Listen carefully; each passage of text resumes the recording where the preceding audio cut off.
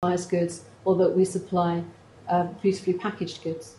Okay, so what I'd ask you to do then is start to look at not only the sales and the profit margin, but then are they receiving everything they could? Are they taking everything from your portfolio of offering that they could? So can you upsell anything else to them in your portfolio? Anybody see any opportunities there already in what you're doing? Yeah? Good. I was thinking about the hair side actually, because a friend of mine works in a hair products. They wholesale hair products, and I go to a hairdresser who is a customer of this hair products place, and she's amazed that I don't get offered a shampoo and conditioner every time I go for a haircut. Something as simple as that. If I'm going in, what's my lifetime value if I'm a loyal customer?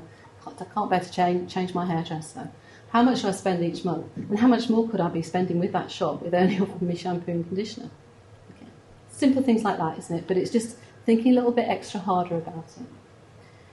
Okay, company A, high profit margin coming in here, 10%. Okay, what kind of company could that be?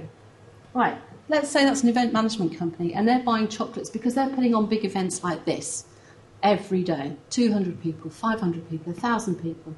Okay, so the amount of product that we can sell through them is very high. So what am I going to do if that's an event management company? Thinking about the bottom left-hand corner of my matrix. I want more customers, find more event management people, yeah? Okay, so that's my target for a staff, event management people. I know that they are prone to buying the kind of product that I can sell at a high profit and extending my portfolio to them. Company M, okay, that's the deli in Phoenix, isn't it? Department store, right? So we've obviously got a few supermarkets lined up. How about going to the department stores like Phoenix and Harrods? Why not aim high? Okay, so again, you're taking a profile of your customer, what's the kind of things they're doing, and we can actually extend that. Company Y, airports. Okay, if one airport shop's going to buy it, and yes, I know they're in a consortium, but you get the idea here. Sell it overseas even.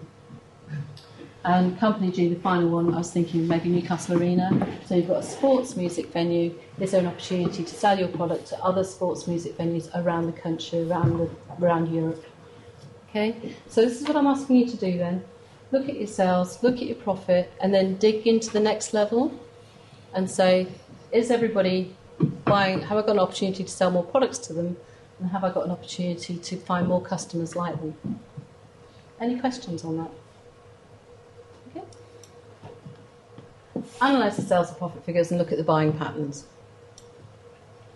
So if you think about your own customer groups, can we start to profile them now? Are they low value and regular user? Are they high value and occasional user? When we were talking about legal services, that's going to be quite an occasional user thing for people like me. But it might be that if I'm in the housing business, then I'm dealing with lawyers all the time. Do you recognise yourselves as either being B2B, that's business to business, or B2C, business to consumer? Business to business? Yeah? Anybody in business to consumer? Yeah? Yeah? Okay. So recognise that as well. Do you know where your customers are based?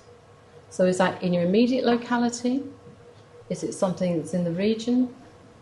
Is it UK, or are you dealing overseas? And do you understand why that is? Is it just something that's grown up and that you haven't dealt with, that you haven't sort of stopped to look at and think, well, actually, how can we extend this? So you need to profile your customers. We've got 3 slides coming up now as to how you might chunk your customers and look at it more effectively.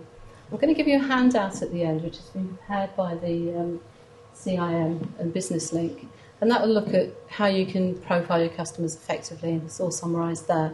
And what they're looking at there is the example of somebody selling cars. What do you use a car for? Is it a family car? Is it a run around? Is it something you need for doing long journeys? So your preferences in purchasing a car will determine the kind of car that you go for and the kind of marketing that you will receive as a customer from a car manufacturer, won't it? If you're looking at a car insurance firm, they might say, well, I'm targeting females over 35. possibly because they're low risk, in the North East region. So if you can get it down to that, fine. And I think if you think like a company like Sheila's Wills have come up with something quite unique in that they've sort of set themselves apart from the usual insurance market and come up with something very dynamic that is actually associated with the female driver, but actually does supply insurance for men as well.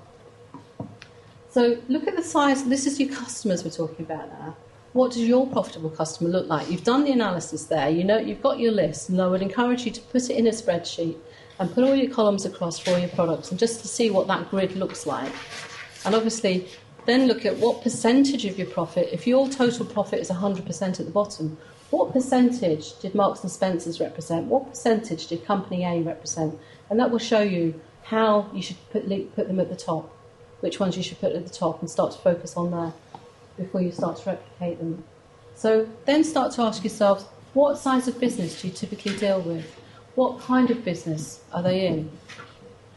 How many employees do they have, and what is their turnover? Because you might start to see some patterns emerging, that a certain size of business will start to need your services or will cease to need your services. I found at one point that I was actually working with companies who were about 80 employees and had a turnover of about 6 million. And it just happened that I was working with 3 companies, all with that profile. And it might be that you get to a certain size where then you start to, you can't grow anymore just organically. You actually need to start to restructure and get professional advice as to take that on, how to go to the next stage to grow your business. And, it might be that you've got 10 employees now and you want to grow it to 50. So there might be certain stages of a company's life cycle that they would actually use your services for. Or again, if you're looking at business to business, if you're looking at business to consumer, can you profile your customers again?